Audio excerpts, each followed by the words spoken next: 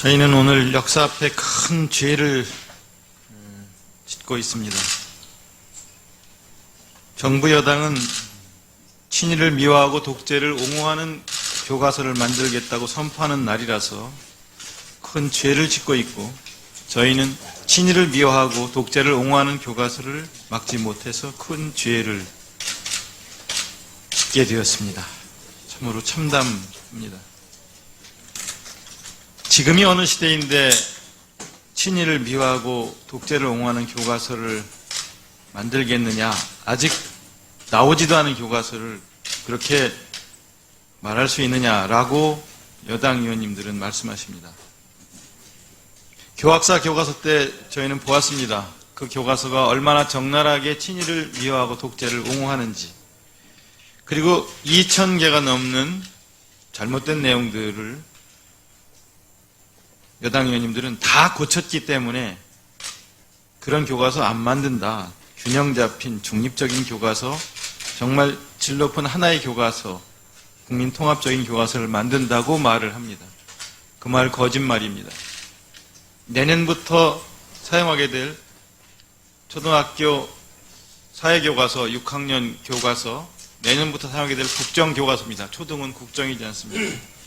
내년부터 사용할 교과서의 내용 중에 교학사 교과서에서 그렇게 문제가 되었던 쌀을 수출했다는 내용이 그대로 실려 있습니다. 수탈당한 역사를 수출로 바꾸는 식민지 근대 어른의 기술이 내년에 사용할 초등학교 국정교과서에 그대로 나와 있습니다. 또 히로부미가 을사조약을 성공적으로 마무리했다고 기술을 하고 있습니다. 교학사 고등학교 한국사 교과서 때 어떻게 의병을 토벌했다고 할 수 있냐고 비판했습니다. 학살당한 의병들을. 그런데 이 교과서 역시 토벌로 나와 있습니다. 보십시오. 일제 의병 대토벌이라고 나와 있습니다. 이게 내년부터 사용할 초등학교 국정사회교과서 6학년 교과서입니다. 이렇게 준비하고 있습니다.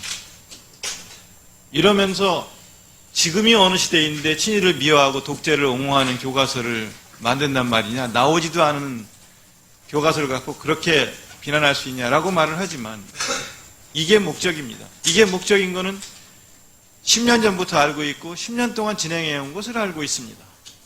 이것 때문에 나머지 교과서를 모두 다 좌편향 교과서라고 매도하고 있습니다. 주체 사상을 어떻게 가르칠 수 있냐고 김무성 당대표는 말을 합니다.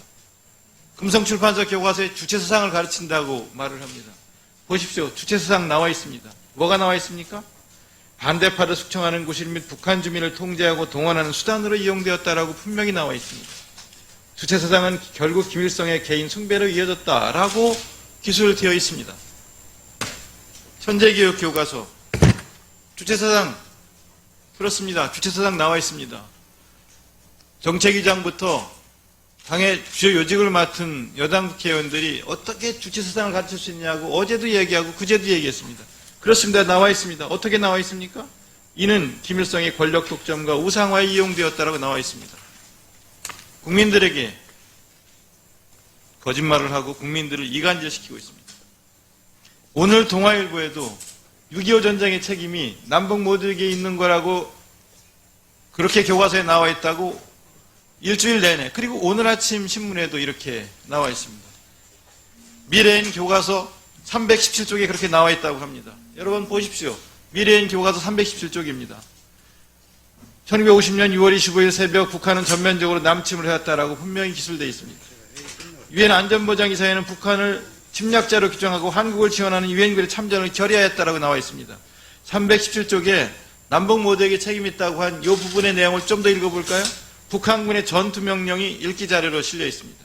전투명령 제1호 1950년 6월 22일 6.25가 발발하기 3일 전에 전투명령이 내려와 있고 구체적인 1, 2, 3, 4 내용 보면은 본 사단은 군단의 공격 전면에서 가장 중요한 방향인 광동, 아장동 개선으로 적의 방해를 돌파한다. 그리고 제5보병연대는 제2보대 반전차포 군대와 함께 18보병연대 뒤를 따라 공격할 것이며 이렇게 나와 있습니다. 이런 전투명령 제1호 자료가 분명히 게재되어 있는 교과서를 가지고 분단의 책임이 남북, 6.25의 책임이 남북 모두에게 있다고 가르치고 있다고 거짓말을 하고 있습니다. 국민들 앞에 명백하게 거짓말을 하고 있습니다. 어떻게 이럴 수 있습니까? 정치인들이, 국가가. 교과서도 보지 않은 것입니다. 김무성 대표가 이 교과서를 안 본 겁니다. 박근혜 대통령이 안 본 겁니다. 황우여 장관이 교과서를 안 본 겁니다.